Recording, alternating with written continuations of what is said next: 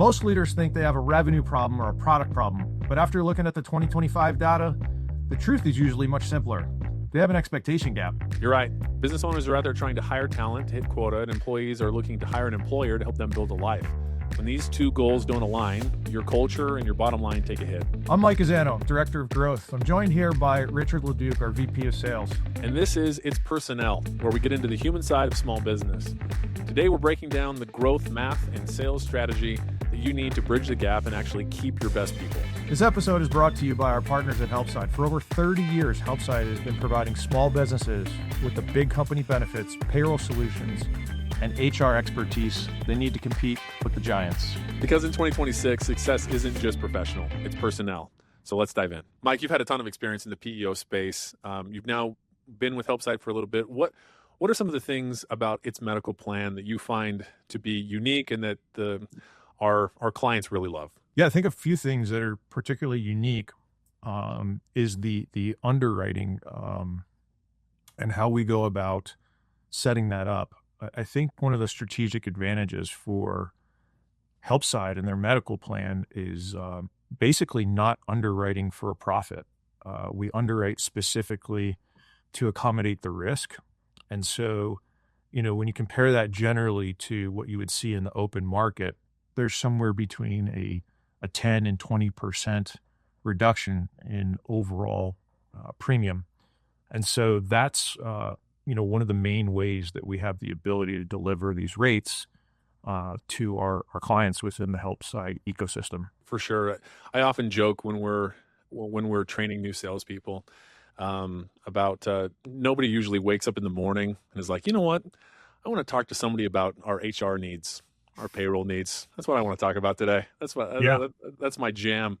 But one of the things we certainly see is that we know that small group medical plans are a huge pain point for small business. It's a big one. It's a major pain point for the year-over-year renewals. Absolutely. And so one of the things that really sets us apart is exactly what you described, that allows for us to go to market with something that's below kind of where that standard piece is. We're able to, this is going to get really boring, Mike, but hopefully you'll be able to pull me back. But essentially, if you have fewer than 50 employees, it makes it difficult. Your options are limited, at least as it relates to small group plans. Yeah. And the value prop is basically wrapped up inside of the shared services model, right? From a lot of different aspects. Certainly cost containment, but really leveraging the economies of scale, particularly when it comes to things that are relevant to benefits, right?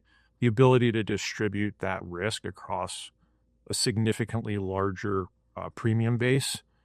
And I won't say, cost share, but distribute the cost sharing across, what is it, about 20,000 people inside of the health plan? I think that gives us the ability to stabilize these rates year over year and keep them, if I'm not mistaken, sub 10%. Yeah, I think historically on average, 4 to 7 this last year was difficult for everybody. Better than sub 10, sure. Yeah, for sure. And every year we actually have some that end up being where we're able to reduce them, which is also pretty rare. It is exactly like you described, though. For those small businesses with fewer than 50 employees, the options are limited. And so what you can do is you can get on a community rating, which essentially just means you have your age and your gender and your zip code, and that's kind of that rate for that group. Yeah. Well, that's where we shine, right? In the sub 50 space. Absolutely. If you have a couple of employees now, according to my back this morning when I got out of bed, I'm 87 years old, but for the majority of folks, if you have employees that are, everybody's in their low 20s, okay, community rating is great. If you have employees in their 30s, 40s, 50s, 60s, or you've got families, kids, especially adult children that are, 19, 20, 21, the community rating costs are they're brutal. They're prohibitive. In fact, a lot of those companies sub 50 might not even offer health benefits because it's just so expensive. That allows us to do a risk profile. Got clients in excess of the 50 employee mark, all the way up to 500-600. Oh, for sure. that sub 50 space is basically a rubber stamp for the open market. It's Yeah. unfortunate that way. The broker community likes to believe that there's negotiating ability in the sub 50 space, but there is no negotiating community rating. That's what I think our strategic advantage is, honestly, in that sub 50 space. It's the rubber stamp versus well-managed risk and properly priced risk year over year.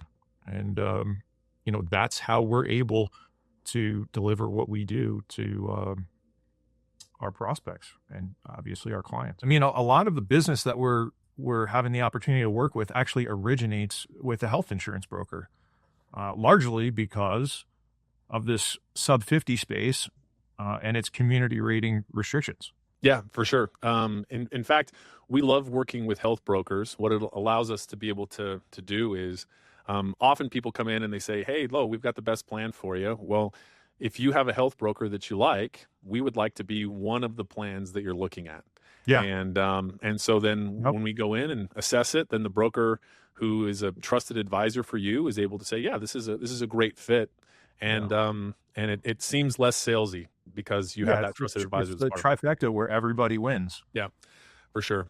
So no, it's the health is a huge driver for us. That's the thing that the majority of our clients care about the most.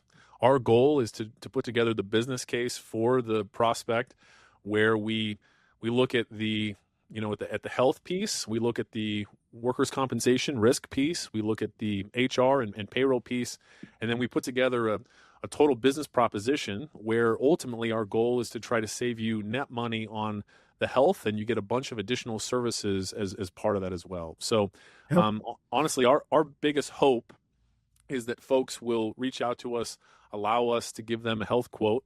If we can give them a health quote, then we can take it from there and see if it makes good sense. We have 6 different plans. No. We have kind of 4 standard PPO plans, and then we have 2 higher deductible plans. With more on the way. Yeah, and more on the way.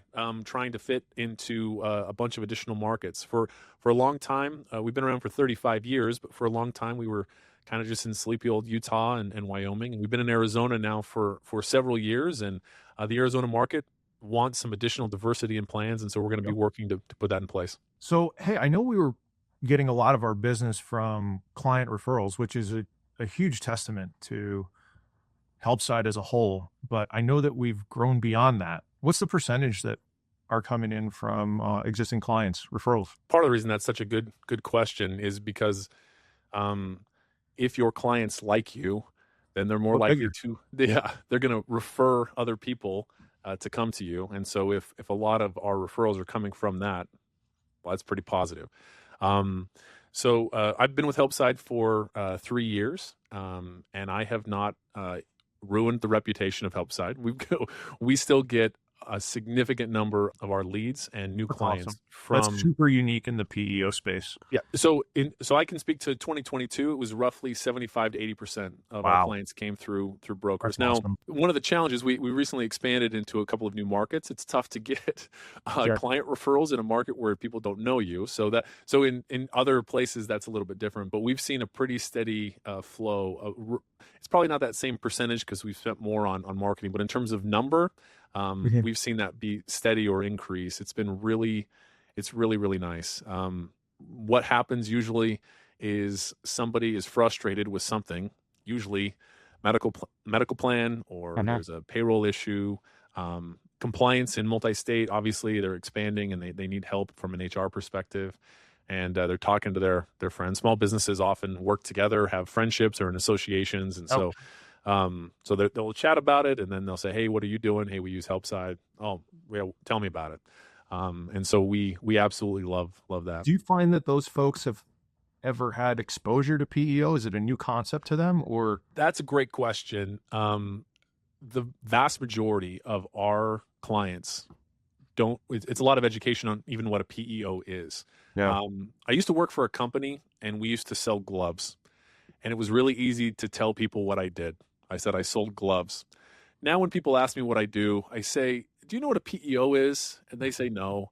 And then I say, well, the story started back in 1970. No, I mean, it's a difficult, PEO is kind of a difficult thing to explain, right? We help small business so that they can focus on their Yep. small business. And by small business, I'm using the way that the US classifies it by, 500 or fewer employees. Because Yeah. many times these are very large organizations and businesses that are doing incredible things, significant revenue, changing the world. So I don't mean in any way as a slight. Well, But speak of being along for, or excuse me, being around for a long time. I mean, Helpside's got 25 plus years under their belt, right? 35. 35, excuse me. Yeah. No, it's so we 25 on the our health plan, kind of the way that it's structured, is about 25. So we've been around since 1990. We're going into our 36th year. That's incredible. Yeah, it's incredible. So we've been around for a long time, worked with a lot of small businesses for a long time. One of the things also that you try to look at these proxy measures for is this a good business? There's a reason people say established in 1972 or whatever, because it's like, oh, they've been around for a long time, they must be doing something right. Yeah. So the 35 years for us is hopefully one of those. The fact that we get so many of our new clients as referrals from existing clients is probably another one of those. Yeah. The renewal rate on average is also pretty high. So obviously, you're going to have folks that sell their business, or that maybe they retire, they go out of business, whatever it is. You're going to have that from time to time. But your retention rate, you mean? yeah, sorry, yes, the retention rate. When you look at the retention rate, I said renewal, but yeah, retention was the right word. So when you look at retention rate as an example, there's a lot of reasons why somebody might no longer come back. But in terms of leaving us to go to a competitor, that is somewhere between 4 to 7% or so of folks, maybe closer to 7, that leave us every year. So the average client stays with us on average between 7 and 9.5 years. That's awesome. And we don't have any. This is one of the things. Several of our salespeople really like to focus on this. We don't have any long-term contracts. It's month to month. Yeah. I mean, that retention is probably double, arguably even triple what I think the industry standard is. Yeah, no, it's incredible. It's incredible. And by not locking somebody into a contract, you earn it every month. We have to earn it every month. We have to. And one of the other things, it's interesting too. So I believe very strongly in outsourcing things that are not necessarily your strength or revenue generating, right? So I believe very strongly in that. I think that there's tremendous value in that. We do that for a lot of small business. There's a lot of the National PEO Association has all kinds of different stats that talk about the general value of that. There's lower failure rates, higher ROI, higher generally growth rates that come from outsourcing to a PEO. But to the point of, on the renewal side, for most small businesses, they like to be able to pick up the phone and just talk to a person, their person, Jill, so what's or your message Ben, to or whomever, the small business owner that's not been introduced to PEO in the past, or needs a little bit of an education, if you will, as to what the value of a PEO really is? Like, what does that sound like from Helpside's perspective? There was an academic, Clayton Christensen. He was at Harvard. And so Clayton Christensen had this general concept about job to be done. It's a academic theory. There's lots of people that have done a lot of stuff on it, but he's my favorite. And sometimes we think that we are offering a payroll solution or access to health benefits, and we're doing that. Mm-hmm. But normally, when somebody comes to us, what is it that they're ultimately hiring us to be able to do? Ultimately, they're hiring us to allow them to be able to offer all of the things that a large company would be able to offer, to be able to attract really good HR talent. infrastructure. HR infrastructure, the payroll piece, the benefit administration piece for sure. So that ensuring that it's all tied together. It's all tied together, and they have, so you can have a company with 20 employees that has the benefit package of a company with 1,000 employees. That's incredible. And for us, where it's so important that that fight for talent is real. Oh yeah. That they have the ability to get the best people in their industry, and they can compete with the biggest players on the block because they leverage all of that together. And now they're essentially a company with 20,000 employees instead of the 20 in terms of the buying power, in terms of the resources, in terms of the support. Yeah, like you said, the battle for talent is real. So, Mike, one of the things that we talk about a lot is the idea of fight for talent is real, and nowhere is that more evident than Silicon Desert, where you're looking for coders, you're looking for people that have experience, maybe even you're looking for executives as you are going and you're maybe you go from startup to Series A, B, C, D, whatever, and now you need to bring in. You really can't do it all. Exactly. So, could you speak to how a PEO could help support the Silicon Desert folks as they're trying to compete with the Oracles and the Adobes and the Googles of the world for talent? Yeah, it's a dogfight. These particular individuals that are highly recruited and highly sought after have a certain expectation of their employer and who they basically hitch their wagon to from a career perspective. And it's difficult to get their attention, and arguably even a little bit more difficult for senior talent to join a smaller organization. And so right out of the gate, one of the evaluations that they're probably going to do is how does this company culture match up to the things that I might see in a larger organization? And that's really the beauty of the HR infrastructure that Helpside provides. It is everything a big business would offer. Meanwhile, at a price point that's very reasonable for a smaller business owner to be able to leverage and hopefully use as a launch pad. On average, for about the cost of a part-time HR generalist is generally the cost for Helpside. Your point on the executive piece is a big one, right?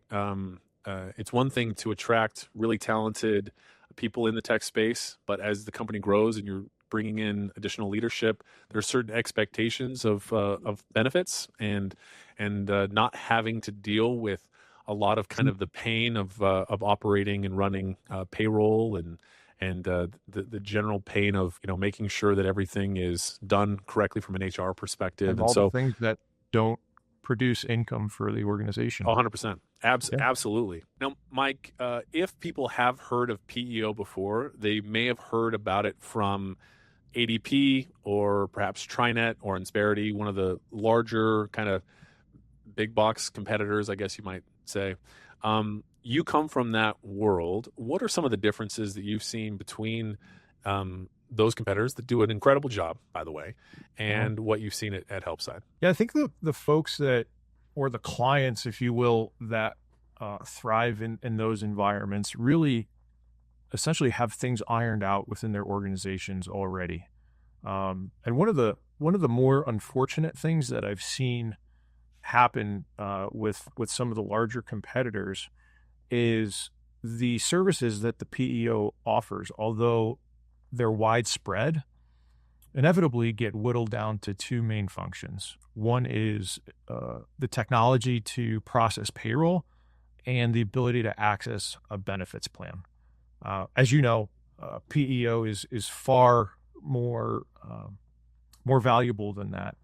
And so I think one of the differentiators, particularly when it comes to Helpside, is helping our clients understand how vast our solution really is and walking them through the best way to leverage all the aspects of the value that we bring to them. So essentially not getting lost in the shuffle and not whittling things down to the bare necessities, which would be, again, processing payroll and accessing health benefits. I think that's a great answer.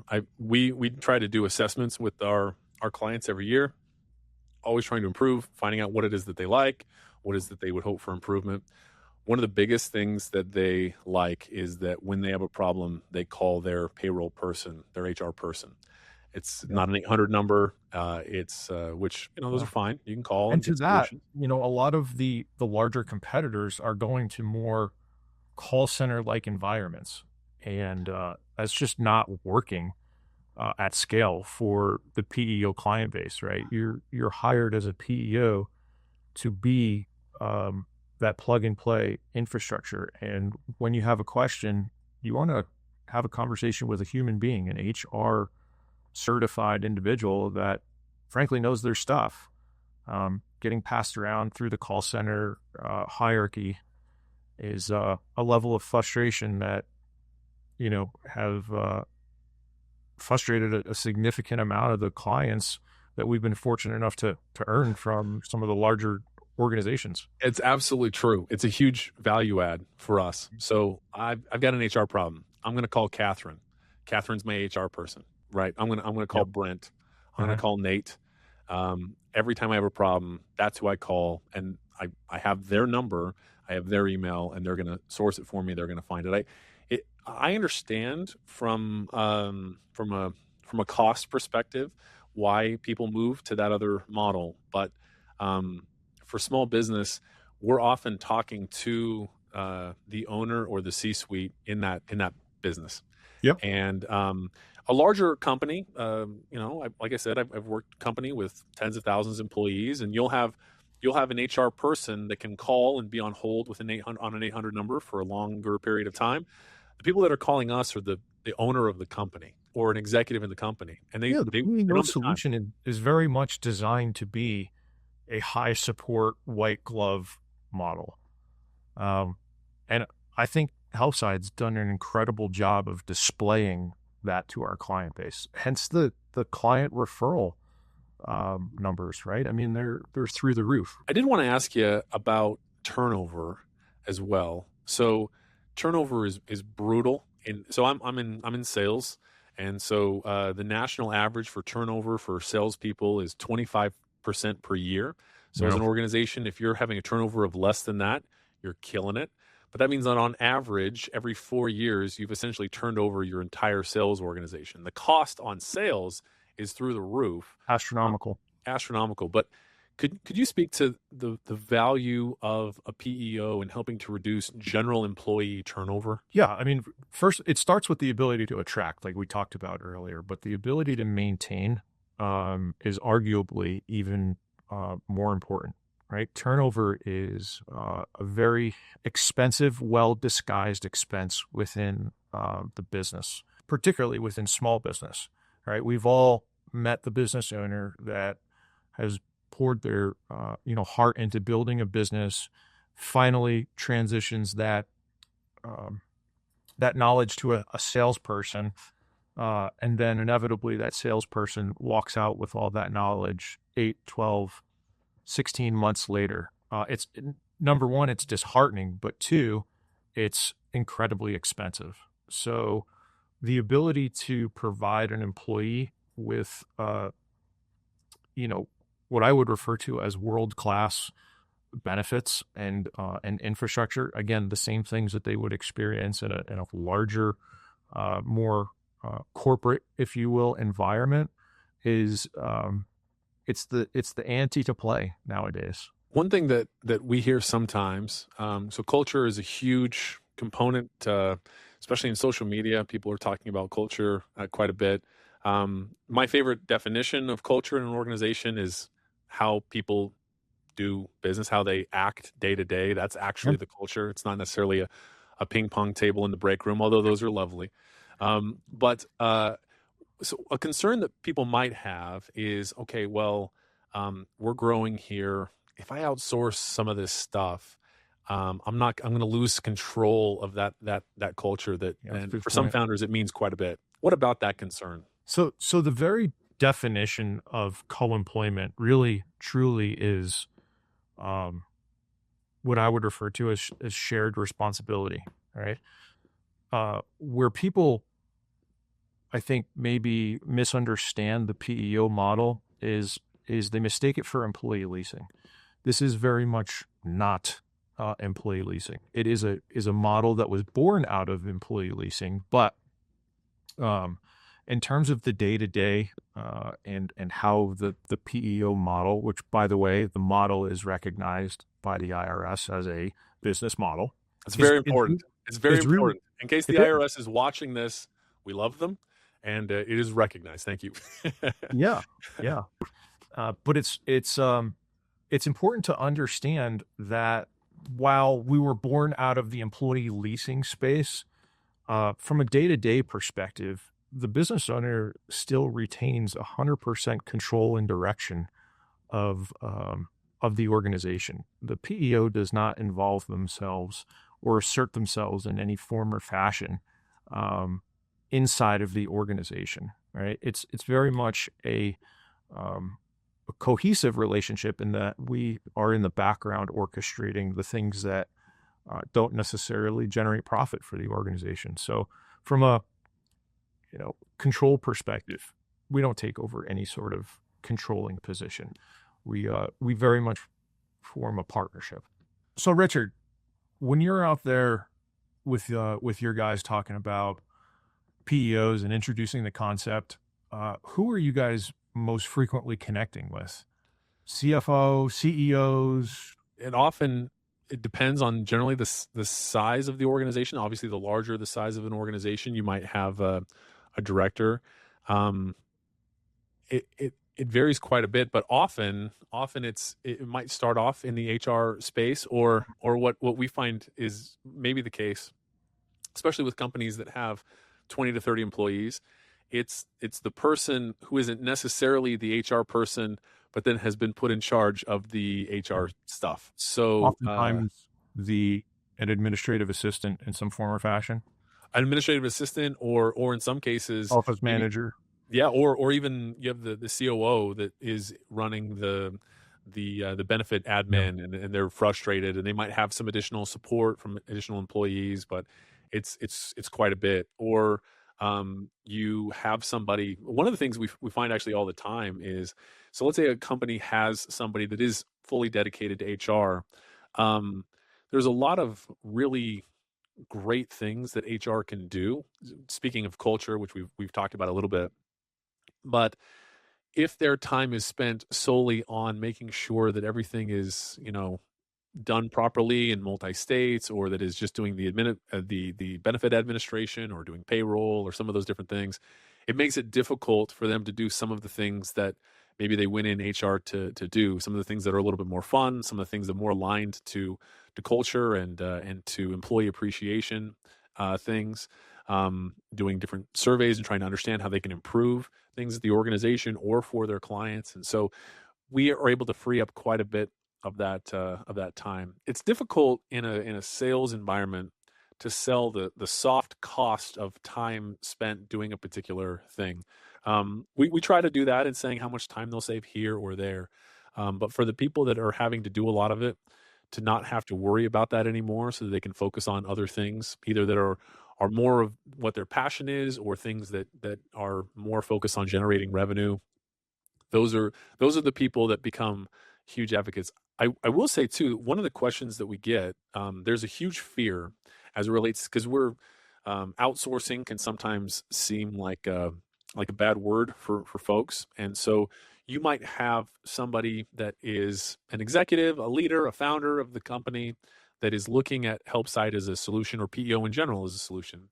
And then you have the person inside the organization who had those things as the responsibility. And the concern is, okay, you're going to go to Helpside, and then I'm going to be out of a job. And so then it absolutely couldn't be. Our experience is that when we have that internal person there, we're able to make them into a hero and a champion within the organization. And we need somebody to still be the point person that is driving a lot of this. And essentially what you go is, you go from one person to now that person is 100 people. And we almost never see situations where that person is let go as being redundant. In fact, off our we jokingly say in our sales meetings, our goal is to get you a promotion when we talk to that person, right? That's ultimately our goal, because if we do our job, you're going to be able to just blow it out of the water. At the end of the day, every interview you conduct is a sales pitch for your company culture. If you don't understand the job to be done for your candidates, you're never going to close the top tier talent you need to scale. And as we discussed, you can't build a growth flywheel on the foundation of turnover. Retention is the most profitable growth strategy there is. If you're listening and realizing your local infrastructure isn't ready for the Wyoming growth we're seeing, or you need professional resources, 2026 demands to stay compliant, don't try to solve it alone. Head over to helpside.com. Schedule a quick business consultation to see how Helpside can handle the HR, payroll, and benefits heavy lifting so you can focus on leading your team. Thanks for joining us on It's Personnel. We'll see you in the next episode.